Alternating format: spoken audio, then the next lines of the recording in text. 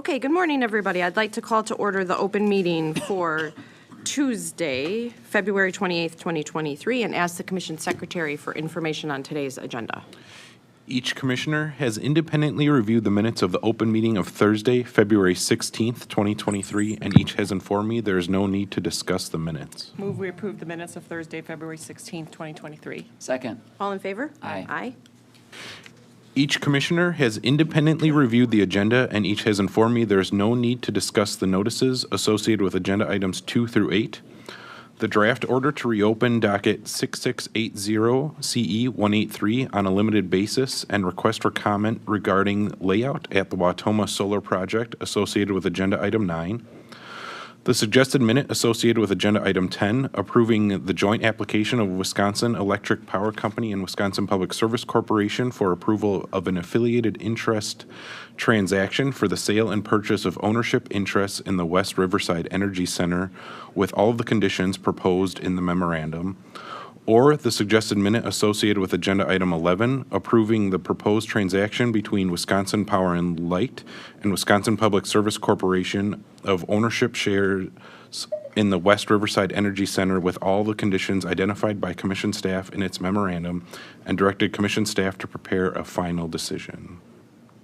Move we approve the notices of investigation associated with agenda items 2 through 6. Second. All in favor? Aye. Approve the notices of proceeding associated with agenda items 7 and 8. Second. All in favor? Aye. Aye. For agenda item 9, I move we approve the draft notice associated with docket number 6680 CE 183. Second. All in favor? Aye. Aye. For docket 5AE 243, I move that we approve the application of Wisconsin Electric Power Company and Wisconsin Public Service Corporation for approval of an affiliated interest transaction for the sale and purchase of ownership interest in West Riverside with all the conditions identified in the memo. Second. All in favor? Aye. Aye. Docket 5BS 265, I move that we approve the proposed transfer of ownership shares in the West Riverside Energy Center from Wisconsin Power and Light Company to Wisconsin Public Service Corporation with all the conditions identified in the memo. Yeah, I'm in a second. I just want to take one moment to thank staff because we did have this come back to us, and staff, I thought, did a nice job, and joint applicants and CUB as well for their engagement in the process. I know we asked for more and we got more, and for me, that apples to apples comparison of net present value was the information I was looking for. So with that, I second it. Okay. All in favor? Aye. Aye. Aye.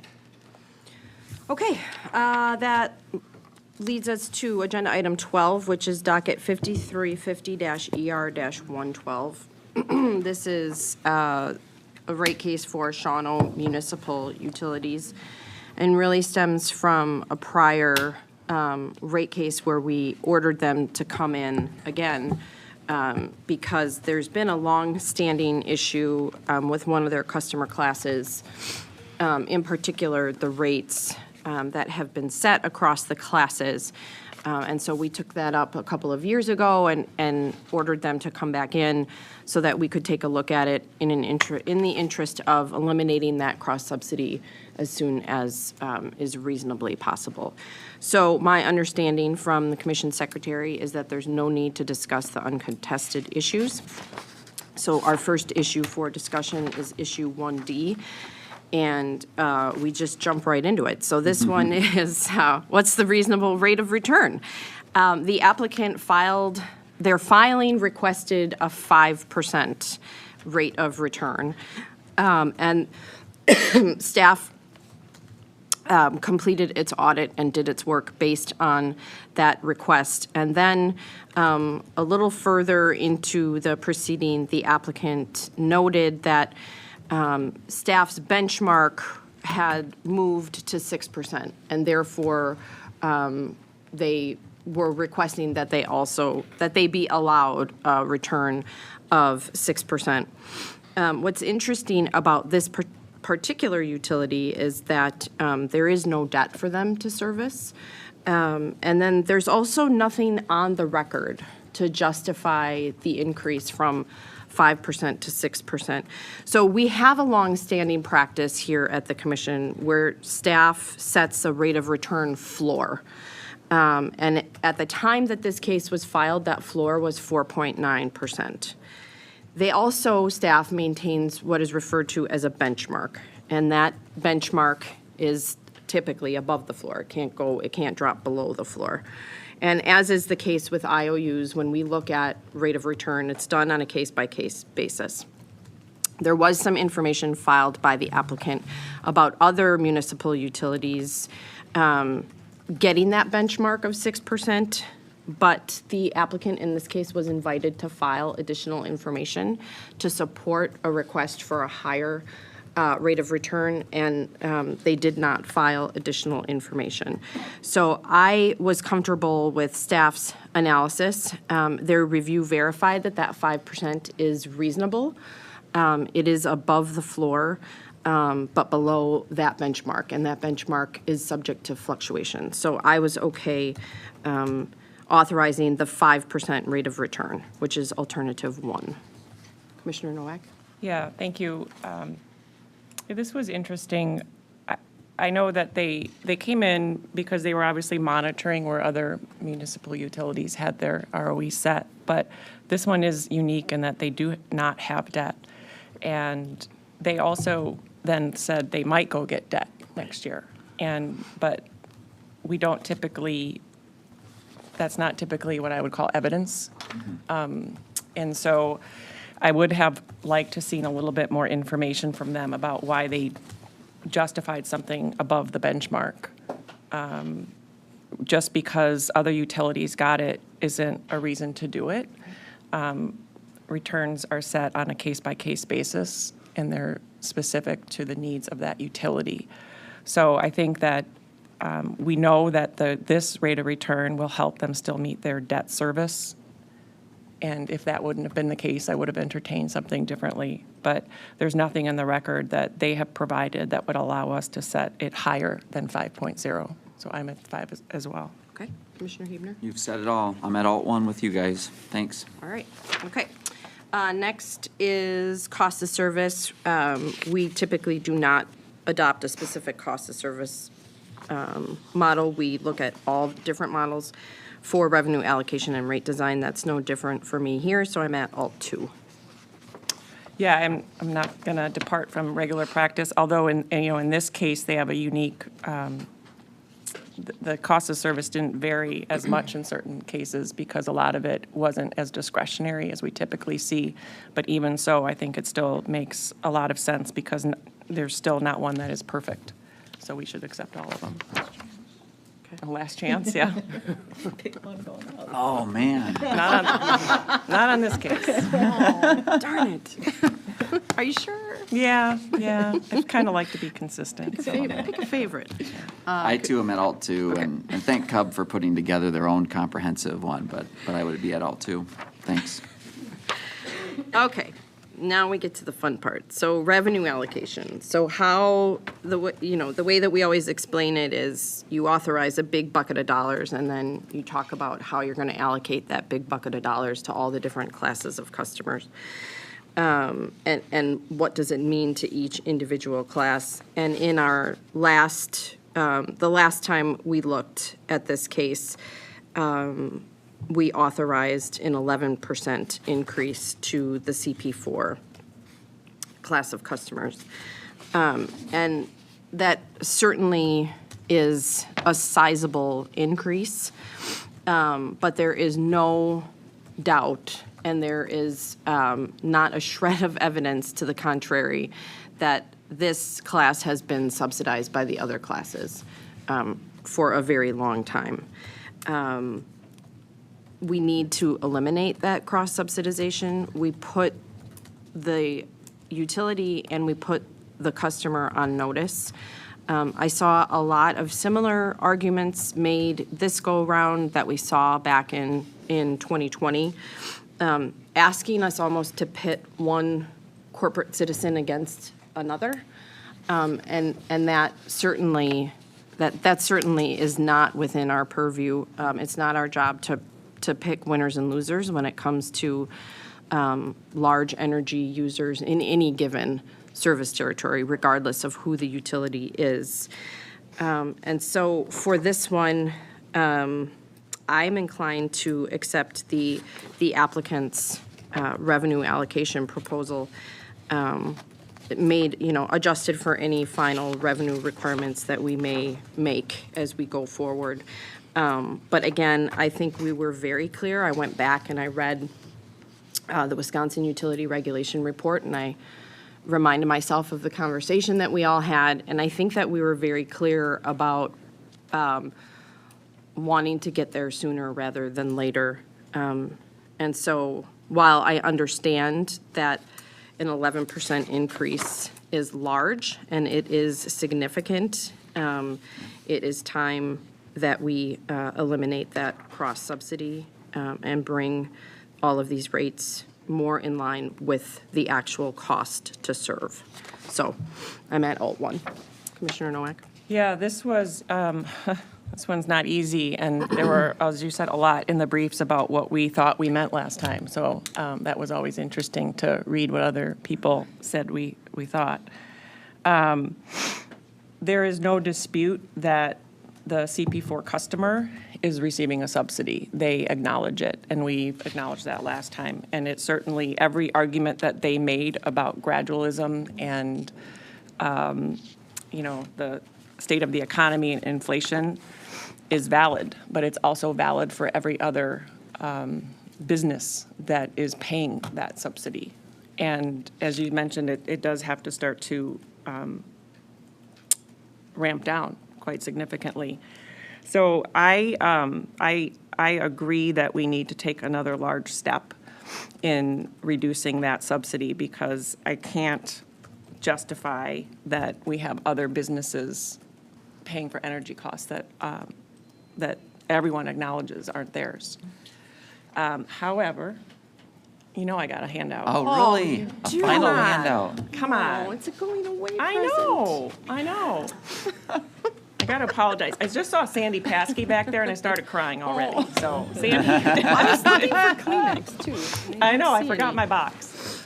No, I got a handout. You have to have a handout. So, well, and the reason I did it is for a couple reasons. Where's my copy, Cindy?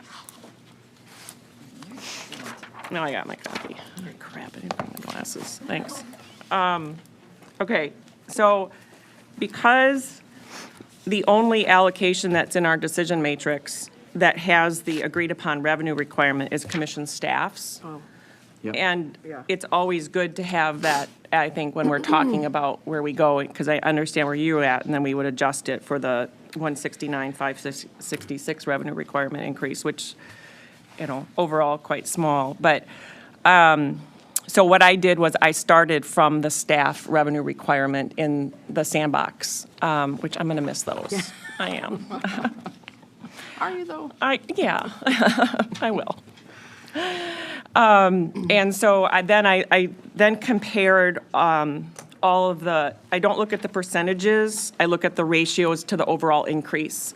So I wrote down then the overall increase comparisons to where they were. And I essentially kept the CP4 customer at about what it would be if you were to adjust it for the staff revenue requirement at about that same relative to the overall increase. I kept it at 0.05, and under the one that they proposed, it's 10.8. So I essentially kept that where they said.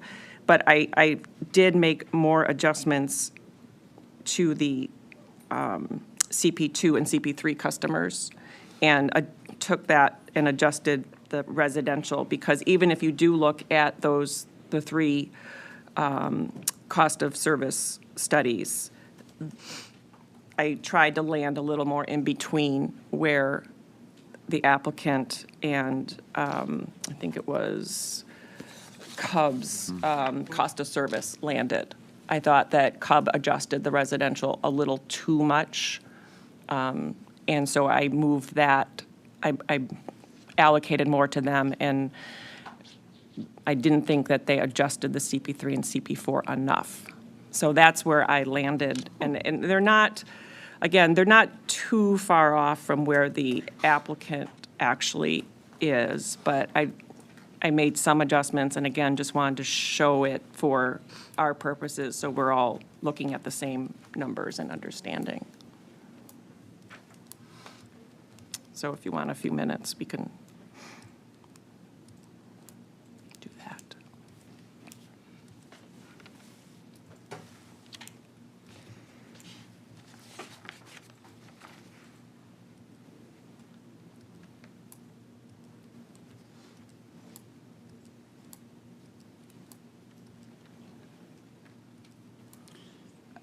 You said you started with, Staff, the revenue just because they had the agreed upon revenue requirement, yeah.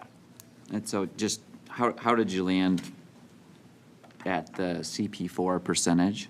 Just trying to keep that at 10 times? Yeah. Okay. Yeah, I mean, and that's where the applicant was, and it still, I don't think, completely closes the gap, but I don't think that because no one cost of services is precise, Yeah. I don't think we should, you can't say that's the number. Yeah. And so that's why I adjusted it a little bit too.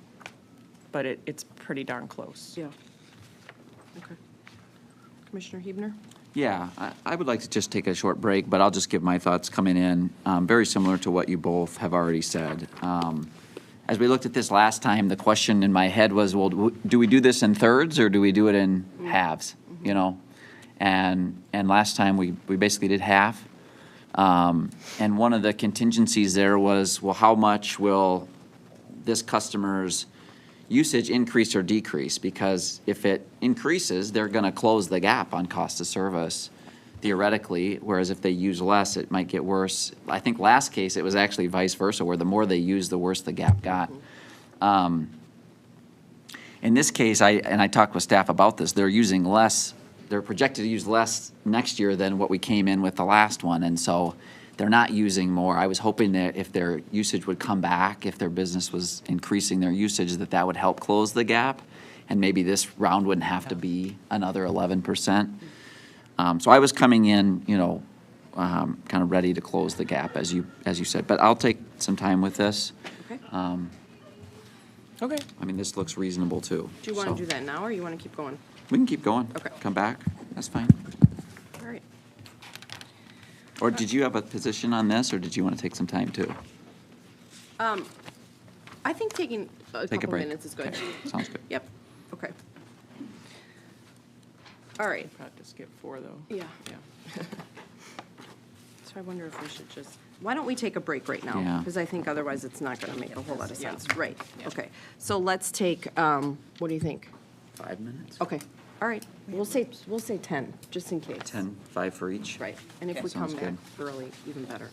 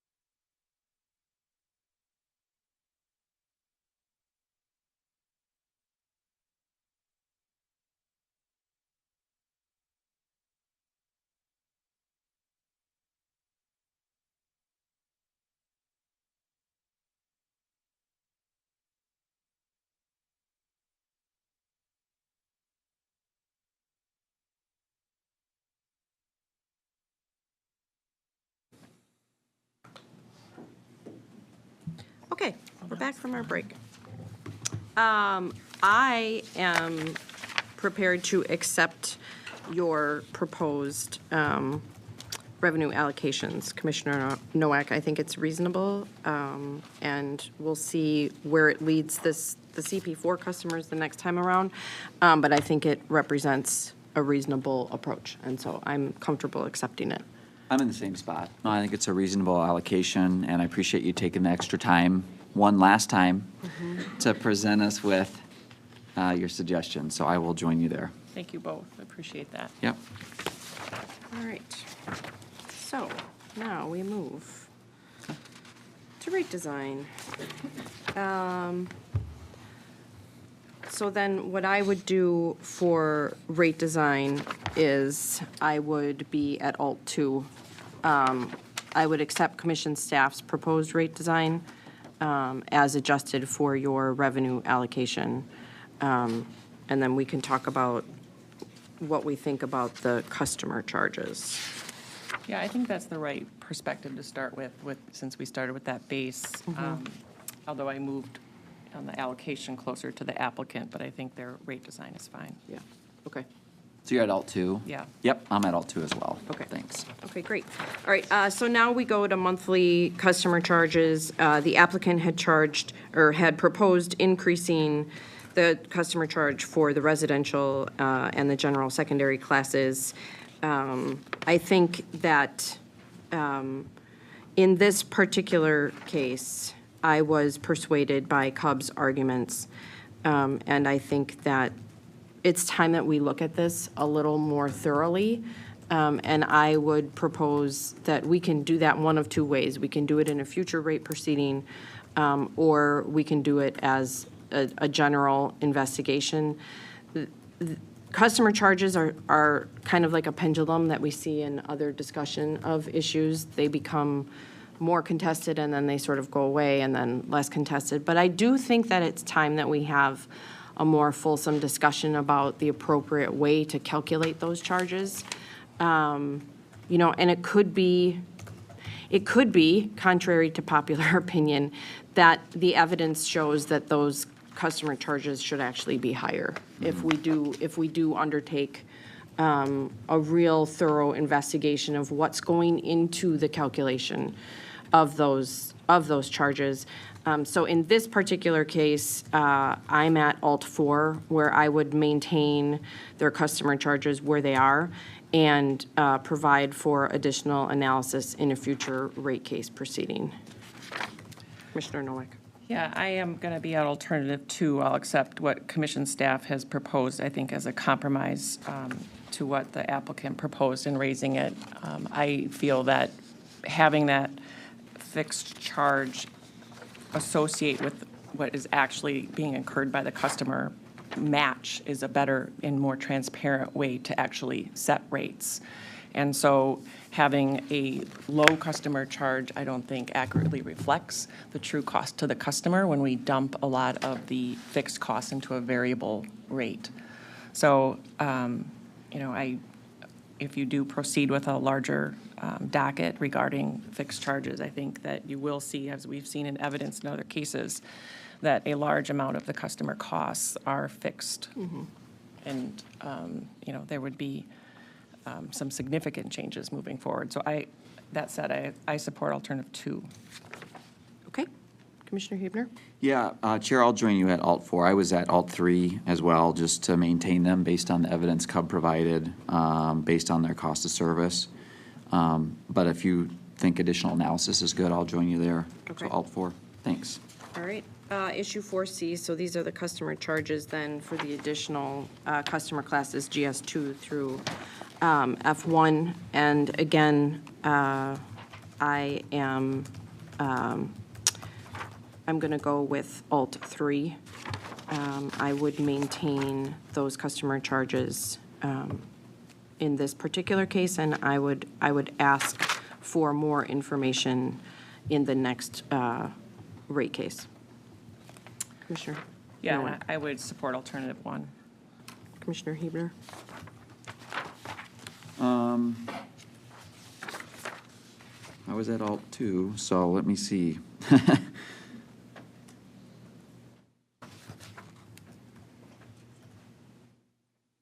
Yeah, so one raises them up and the staff's was kind of middle of the road. I can join you at alt 3, Chair, and just leave them where they are for now. I mean, this wasn't really the big issue of this case, which we had already solved, so, okay. All right, Would you join them in the additional analysis then? Yeah, I'm fine with that. And that initial analysis is for this utility? Yes. Yeah. okay, all right. Issue 4D Yeah. is related to the parallel generation tariff. This is PGS 2. So for this one, I don't normally like to go this route, but for this one, I think it's more appropriate to not take it up in this particular case. We have a process established coming out of 5 EI 157. We've had a lot of information come to us through those dockets, and so I don't feel that the record in this particular case is developed enough to my satisfaction. So I would order the utility to file as a TE filing consistent with the parameters that we set forth in 5 EI-157. So that's alt 3. Okay. Commissioner Nowak? Yeah, I agree. I do agree that this needs to be addressed, like we have with the IOUs. But there wasn't enough analysis in here just to say where we should go. And I think that back and forth that we had in the other dockets was very helpful because it is utility-specific. And so I think we need to see some more analysis on that, so I can join you on that. Okay. Commissioner Yeah, Haber? I was at take no action, but I can join you if Okay. you want to. So you're ordering them to file a TE docket? Yes, Okay. All right, I'll join you. okay. Yep. All right, and then finally, is issue 4E, should we authorize the applicant to modify its prompt payment of bills tariff language? So this one was a little unusual. There was no evidence in the record to explain why they were deviating from the language of the admin code. I don't know if it was an oversight or not. I certainly didn't feel comfortable using their submittal as interpreting that as a request for waiver. I don't think that that's the appropriate route. And so I would not approve their modified prompt payment, the language that they proposed. And I would also encourage them to reach out to our Consumer Affairs. Consumer Affairs has a lot of examples of helping municipal utilities in particular look for alternatives to that 50-cent provision in the admin code. There are other ways to go about meeting the administrative code provision, and Consumer Affairs is really well-versed in that. So I'm at alt 2. I would not approve it, and I would just encourage them to reach out to Consumer Affairs to find a workable solution that's also in line with the requirements from the administrative code. Yeah, I agree with that. There was very little in the record here on Yeah. why they asked for this change, and I think it's dangerous for us to interpret a filing as a waiver without them specifically asking for that and justifying the need for a waiver. So I'm at alternative 2. I'm in the same spot. All right. Just to circle back quickly on 4D, you don't need to, but did you want to set a date for the filing of that TE? Because it could depend on whether they file a rate case, or I would assume you would want it before a rate case. Before, yes. But unsure whether they're gonna, when they're Right. gonna file that rate case. Right. Again, it, not necessary to give a date, you could just say, prior to the filing of your next rate case filing. Would you want to do like 6 months or something, or? Yeah. What month are we in? We are in the last day of February. February. Okay, how about the end of the year? Yeah, Is that reasonable? End Say of the again? year? when they want, Yeah. yeah. You say what? End of the year, Oh, okay. right? Yeah, that's fine. Yeah. I would say no later than the end of the year. Yeah. Okay. All right. Your last motion, Commissioner. We need a motion. Yeah, she's checking. Oh, sorry. We're good? Docket 5350 ER 112, I move that we approve the application of the City of Shawano as an electric public utility for authority to adjust rates pursuant to our discussion today. Second. All in favor? Aye. Aye. All right, that concludes our official business for today. Our next open meeting is scheduled for, hold on to your hats, everybody, Thursday, March 2nd. There's no rest for the wicked. But before we adjourn, of course, we have a packed house here, which is an acknowledgement of all that Commissioner Nowak has done, for, not just for the state of Wisconsin, but for the commission in particular. And so it's really nice to see everybody here acknowledging the great work that Commissioner Nowak has done.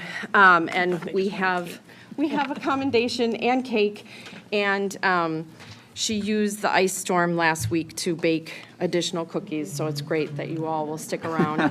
I was going to make more, and I ran out of butter last night, so I'm like, I'm done. And so I just want to acknowledge you in a very public way, which is just appropriate for all of the work that you've done. And just read to you, today we commend Ellen Nowak for 18 years of exemplary public service to the people of the state of Wisconsin.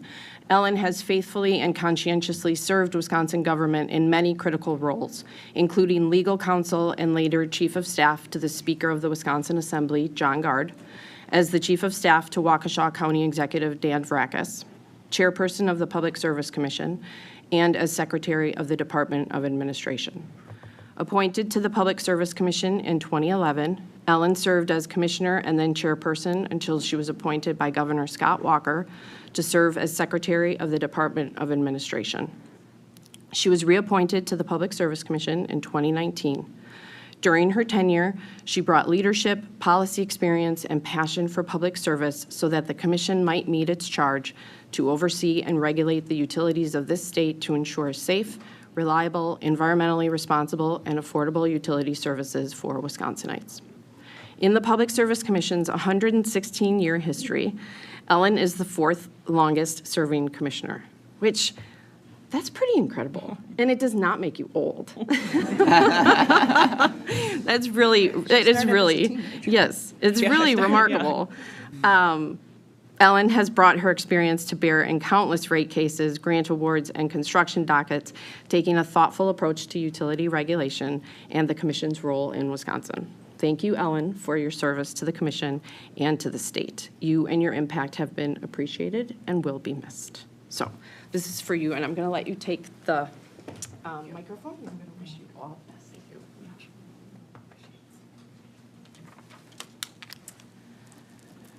you. Okay.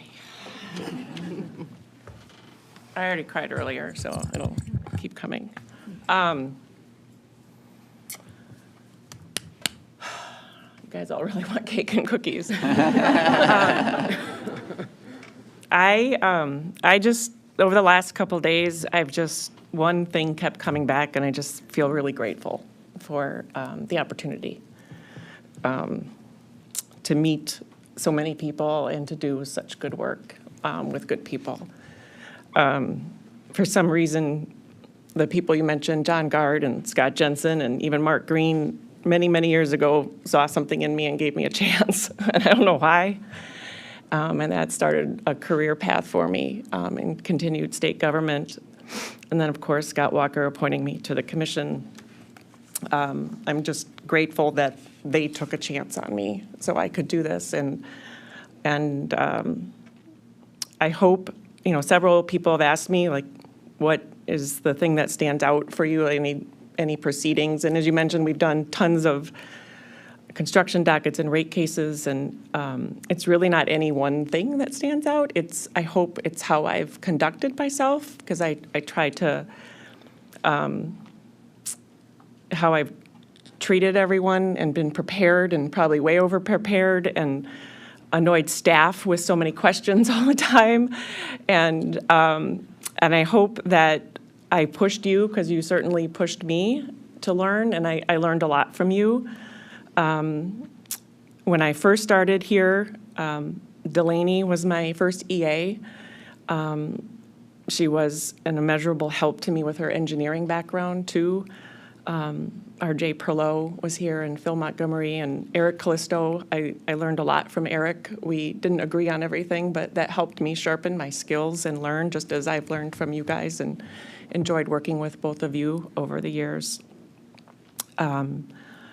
Bob, Yeah. who's out there, who called me this morning about 7:30 and said, kind of sheepishly, I tested positive for COVID. I'm like, oh, geez, Bob. So you're here in spirit, Bob. If you want to chime in, I don't know, send an email or something, or maybe not, I don't know. But Bob, thank you for keeping me on track. I think it's been 6 years with the commission. I've known Bob longer than that, and keeping me pointed where I need to go, and being a good friend. And you know, we share a lot of values. We often talk about our faith a lot, which has been helpful.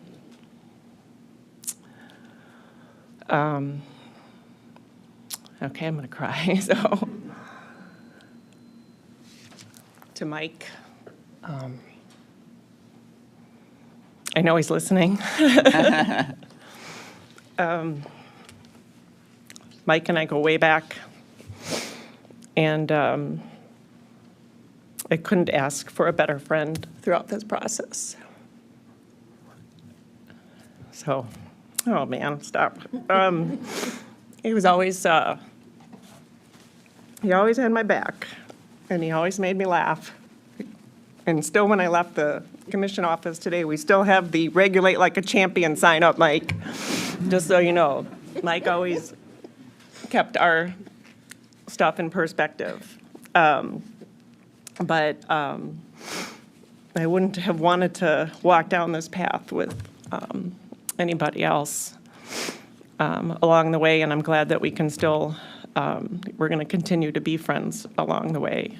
And he's one of the most thoughtful and full of integrity, despite what some people have said over the last couple of years, and I'm going to be his strongest defender until that frivolous case is gone. Because people in our position shouldn't have to be subject to those types of allegations. All right, pull it together, right?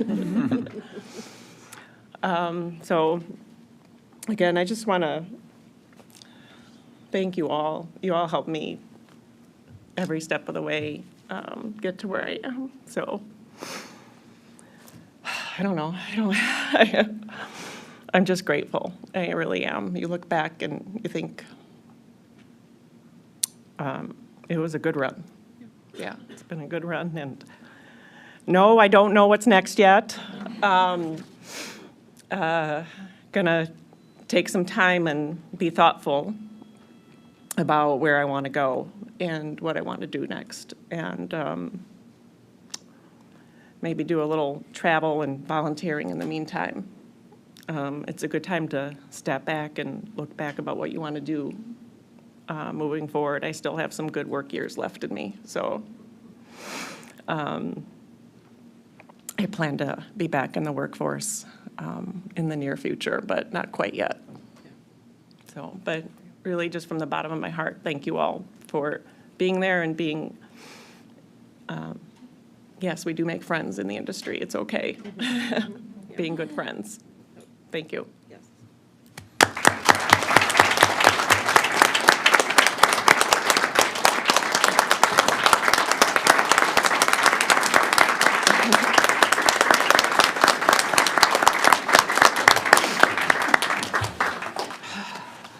Yeah, I'll just say a few remarks too. First, I'll start with Bob. Bob,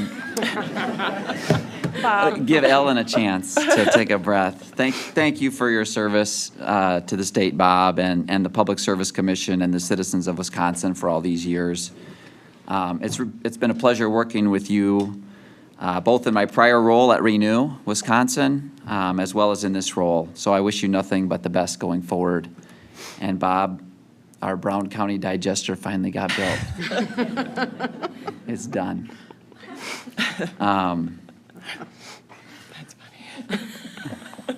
That was quite a negotiation back in those days. We can end All on a right. manure note, that's awesome. And Ellen, thank you so much for your service to the state of Wisconsin for these past 18 years and on the PSC for 11. As a commissioner, you've shown this office your professionalism, your diligence and preparation, all the way up to the last open meeting with the handout, in the decisions that we make every week, and your service to the greater good. And so we've talked a lot about Wisconsin so far, so I'm going to talk a little more about what everything you've done nationally and regionally and internationally too. So I want to thank you in particular for your service to our national association, NARUC.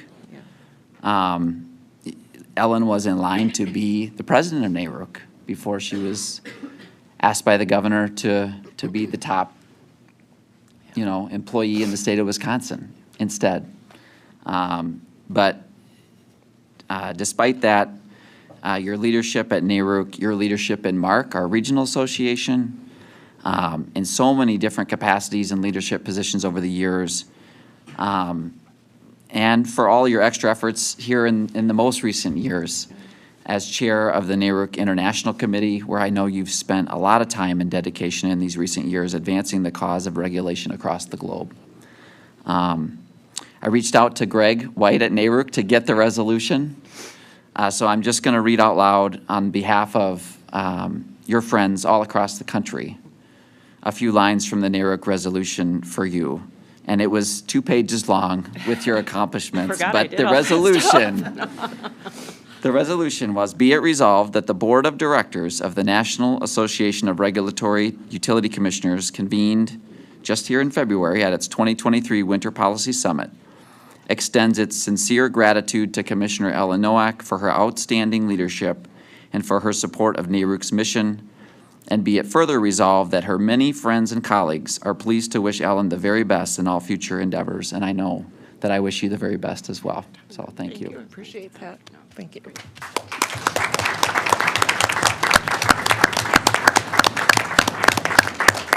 When I was thinking of taking this job, someone who's actually here today said, you're going to make some friends around the country and some of the best friends. And I was like, that's a weird, like, what do you mean? And I have. I really have. And yeah, that's been awesome to be involved. So I hope that you guys continue to be involved in NARUC and teach others about what we do. Since I still maybe think some of my family finally understands now what I do. They're the hardest ones to teach. They're probably watching. So, you need a motion to adjourn? Okay. One last time. Oh, you're meeting on Thursday. Sorry about that. Yep. Oh, that was the ice storm. You and Leo can watch. We might be doing something else. Yeah, hopefully. I don't know that I'm going to watch right away. Yeah, oh, good. Yeah, well, when I'm up at 2 in the morning, I may watch.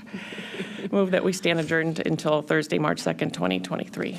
Second. All in favor? Aye. We're adjourned. Let's have cake and food and cookies. And Bob's, can we stay on? We have to show a picture to, or let's